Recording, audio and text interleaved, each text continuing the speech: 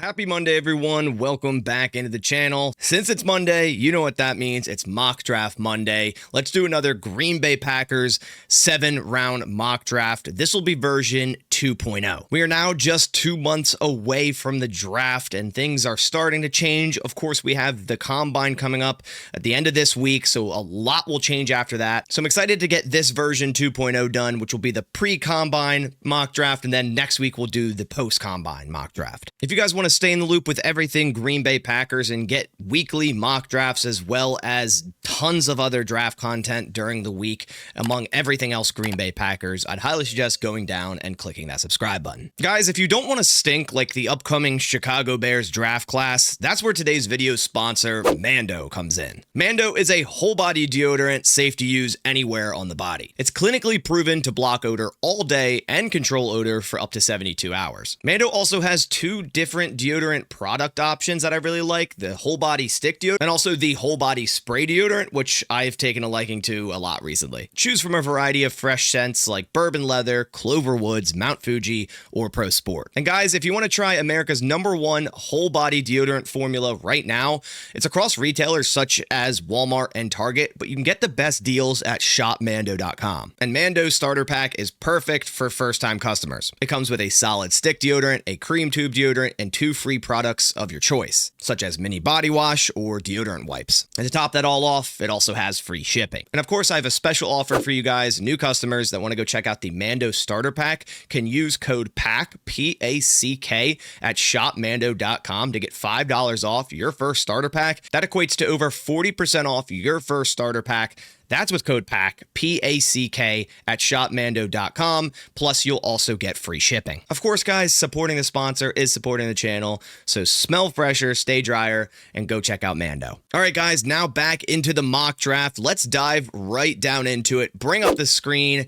We're on the PFF mock draft simulator. We have a 7-round mock draft set up. We're not going to do any trades just yet. I definitely don't like incorporating trades until at least after the Combine when things really start to shape out for this draft. But we will incorporate trades soon enough. Let me know in the comments when I should start doing trades, but probably I'll get to at least, mock draft 4.0, 5.0 before I start doing trades here, just to kind of, again, get things rolling. But on the screen, we see the Packers still obviously pick at pick 23. We're doing a 7-round. Let's get right into it. Let's get to our pick. All right, so we're on the clock at 23. Let's go over the picks that happened thus far in this mock. Cam Ward to the Titans, as expected. Ted McMillan to the Browns. We have Travis Hunter to the Giants. Abdul Carter to the Patriots. Malachi Starks to the Jags. Shadur Sanders to the Raiders. Mason Graham to the Jets. James Pierce, again, really not sure where this guy's going to go. I think if he falls into the teens due to these quote-unquote character concerns, which really haven't been elaborated on, I think the Packers should definitely trade up for someone like him. But in this mock, he goes at 8. Jahdae Barron all the way up at 9. Luther Burden at 10 to the Bears. If they go another receiver at 10, that'll be hilarious. Will Campbell to the Niners. Kenneth Grant to the Cowboys, Walter Nolan to the Dolphins, so 2 early defensive linemen, or actually 3 defensive linemen going in the top 13. We also have Will Johnson to the Colts, Egbuka to the Falcons, Josh Simmons to the Cardinals, Tyler Warren to the Bengals, Shamar Stewart to the Seahawks, Mike Green to the Bucs. If Mike Green's available at 19, if we were doing trades in this mock draft and it got up to pick 19 and Mike Green is available, I'd probably try to trade up and go get that guy, if I'm being completely honest, but of course we're not doing trades here. Ashton Genty to the Broncos, Micah Williams to the Steelers, who's been tied to the Packers a lot recently, Matthew Golden to the Chargers. Just got done watching his tape a little bit ago. Very, very fun and intriguing wide receiver there for sure. We're on the clock at 23. Some players available. Kelvin Banks, a lot of people's favorite tackle in this class. And, in my opinion, probably ends up being a very, very good guard in the NFL. Doesn't have the crazy length that you want at a tackle, 6'4", 320, under 21 years old. I think this guy could be an absolute force at interior offensive line at guard. We also have Derek Harmon. We have Armand Membu, Gray Zabel, Nick Scouton, Darius Alexander, Jalen Walker. A lot of good options here at 23, actually. And, Kelvin Banks is very intriguing here. Now, will the Packers go back-to-back years taking an offensive lineman in the first round? I believe before Jordan Morgan, the last 2 offensive linemen they've taken in the first round were Brian Bulaga and Derek Sherrod. So they actually don't do it too often, but it does feel like a Packers move, if they're at 23 and someone like Kelvin Banks is on the board, because here's my reasoning behind this. If the Packers move on from Josh Myers, I think their next course would be to either put Elton Jenkins or Zach Tom there. And Elton Jenkins would be an easy move there if he can slide into that position, have all offseason preparing to be the center. And then you have an instant plug in there, Kelvin Banks at left guard, or at least a competition between him, Jordan Morgan, and even Sean Ryan, which, obviously need more competition, even Jacob Monk. But some other options here. Derek Harmon's a guy that's being tied to the Packers a ton, and he's flying up boards, and for the right reasons. I mean, this guy, I think, will definitely go in the first round. And I think he really could be circled on the Packers draft board and very, very high on their board. Coming off a 5-sack season, an 83.9 PFF grade, run stop rate 7.1%, run defense grade 80.5, 17.6 pass rush win rate, 6'5", 310, junior out of Oregon. Nick Scouton's another guy that I really like, coming off a 4-sack season, 8 sacks in 2023, great pass rush win rate, also good against the run, 6'4", 285, still under 21 years old. There's like 3 really good options here. I'm torn between Kelvin Banks, Derek Harmon, and Nick Scouton here. But guys, I've went defensive lineman in other mocks. I've went edge. And I think if Kelvin Banks is truly here at 23 and he does slide to 23, I just don't think that's going to be talent that the Packers are able to pass up. I think they live by BPA, and if Kelvin Banks is here, he probably is the top player on their board, considering who else is available. I think it would go Banks-Harmon, and it would be close, but I really think Kelvin Banks, would be a guy that's on very high on their board, and they wouldn't be expecting to be available at 23. And they'd be sitting here at 23 on the clock and be like, we need to go get this guy. Building the offensive line, it has been the mantra of the Green Bay Packers. So obviously you got Jordan Morgan last year, and you believe he can be either a left tackle or a guard. Maybe he's your future at left tackle, and Kelvin Banks your future at left guard, right? There's a lot of different options. He's versatile. He can play tackle. I think he'll be a better guard. So we are going to go tackle here. And I know a lot of people might not like that. They might go, oh my gosh, we have so many bigger needs. Defensive line, cornerback. I understand that. But this just feels like a Packers move if this was a scenario. And of course, we're trying to do, different mock drafts from time to time to see how things shake out. So we're going to go Kelvin Banks, tackle out of Texas here at pick 23. And just to kind of hammer that in a little bit more, how much value that would actually be, on the consensus big board, Kelvin Banks is the 11th ranked prospect, and he peaked at 5th. So he's very, very high on the consensus board, above Josh Simmons, which he should be. Simmons a very good tackle, but coming off a patella tendon injury there. So Kelvin Banks should go before him, but we'll see how that goes. But that'll be tremendous, and I mean tremendous value at 23. We're back on the clock at 55, and man, there's a lot of options, and I mean a lot of options here at 55. The board fell very nicely for 55. We've Alfred Collins. Restrepo's a guy I love. But slot receiver, we don't really need that. I love him as a receiver, but Darian Porter, very, very interested here. Jared Ivey, edge rusher, right? Kyle Kennard, Omar Norman Lott for defensive lineman. We also have Jaden Higgins, Josiah Stewart, Jordan Birch, Chris Paul Jr. There are a ton of options here at 55. And honestly, a trade down would be something I'd be looking into in this scenario, but again, we're not doing trades. So the players I've looked at, and I already mentioned some of them. Darian Porter is a very intriguing one. Pretty poor run defense grade for sure with 5 missed tackles, but he allowed a 4.7 passer rating in 2024, which is insane. 3 interceptions, that's in 12 games. He allowed 5 receptions, which is insane. That's crazy. That's in 202 coverage snaps, 6'4", 200 pounds, but he is 24 years old.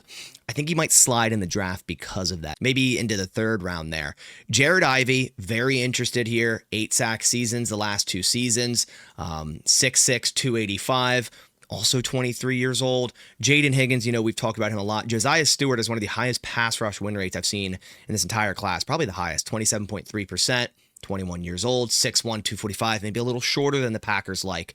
I don't know if I could pass up Alfred Collins here. I think the Packers will let TJ Slayton walk in free agency, and you're quite literally getting the best run defending defensive lineman here, in my opinion, in Alfred Collins. I mean, this guy can single-handedly shut down a run attack. Right? He needs to work on his pass rush and his pass rush moves and counter moves, but he is a definition of a gap-filling defensive lineman that can absolutely shut down the run.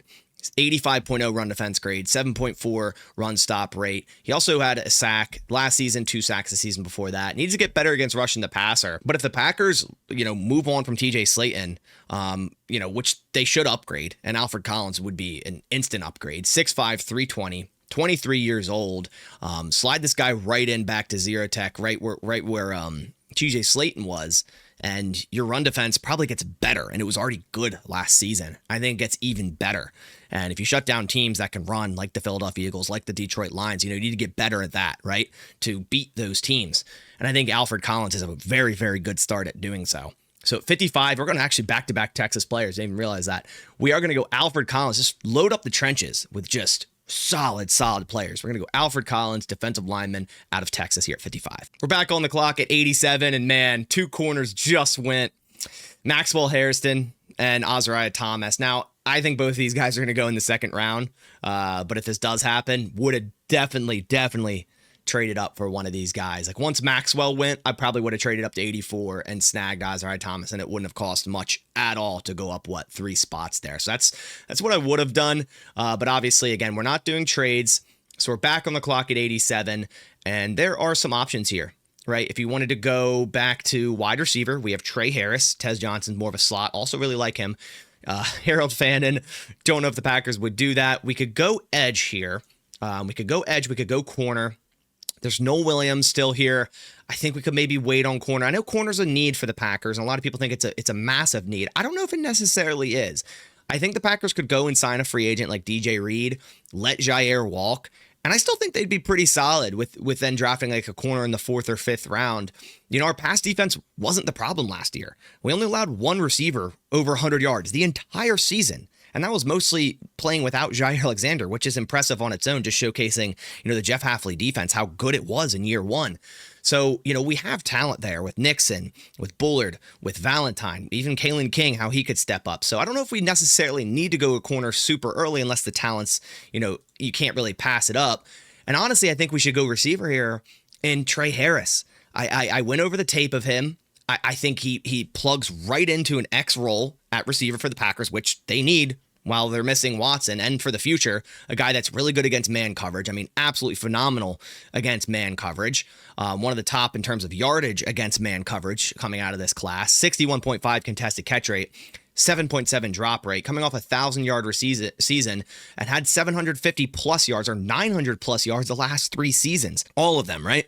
If you want to watch the tape on him, which I implore you to do so, I released a video, I think, a couple weeks ago. Click the link right above to go watch the film on him and his spotlight. And, if we can snag him in the 3rd round, I think that's tremendous value. I like a lot of these other receivers. Torrey Horton's one of them, Pat Bryant, Kyle Williams, Nick Nash. A lot of these guys I really, really like, but I like Trey Harris above them all. And I think loading up on the trenches, round 1, round 2, getting a skill position here, I think would be a good idea. So we're going to go Trey Harris, receiver out of Ole Miss here at pick 87. So we're back on the clock at 123. We got an offensive tackle / guard. We got a defensive lineman. I think at this point, we should be looking at edge rusher and cornerback. Some of the edges available, Ahmed Hassanin, who I've drafted, I believe, in the 1st or 2nd mock draft. Ton of production from Boise State the last 2 seasons. 10 sacks, 2024, 14 sacks in 2023. You have some other guys available here. Powell Ryland is very similar, or exactly the same amount of sacks the last 2 seasons, 24 total, just flip-flopped there. Then Hassanin, 6'3", 252, more of a lighter edge than Hassanin. He's 20 pounds heavier. And I think the Packers, I want them to go a little heavier, but I also think they want to get like a speed rusher in the building. And Antoine Powell Ryland is an option here. Pass rush win rate, 16.8%. I think this is very, very good value here in the 4th round at 123. But at the same time, I think I need to address corner. And I think at pick 123, if Denzel Burke is on the board, I think this is a phenomenal selection. And you might be looking at some of these stats and going, wow, he allowed a 72.3 completion percentage and 95.4 quarterback rating. But you also have to realize he's playing at Ohio State. He's playing against a lot of good competition. And his game against Oregon was rough. It showed his technical flaws, for sure. But I think if put into the right system, a zone-heavy defense that allows the cornerback to play zone, watch the quarterback, and defend against the run, which that literally explains Jeff Hafley's system, right? Run more cover 3, eyes on the quarterback to break on the football and make plays. That's Denzel Burke's game. 6'1", 193 pounds, 22 years old. And if he can get put into a system, he could be a starter early on in his career and then really become a very solid player for the right defense. And I honestly think the right defense is the Green Bay Packers. You see, struggled against in-man coverage, but is very, very good in zone coverage. And the Packers played a ton of zone last year to where we all thought they're going to play a lot of man because Hafley did it at Boston College and Ohio State. But when he got to the NFL, he kind of told everyone, hey, we want our guys to have the eyes on the quarterback, read and react, more of a zone scheme. And that's exactly what they did in 2024. He's an outside cornerback. I think he offers a lot of potential. And if you can get this guy in the 4th round, he very well could be your corner number 2 come middle of the season or even early in the season. He could show up, training camp, preseason. You're like, okay, this guy has a ton of talent, especially in the scheme that we're running. And I think he fits very well. So we are going to go Denzel Burke, corner from Ohio State here at pick 123. Here in the 5th round, since I was going to address edge last round in round 4, but ended up going Denzel Burke.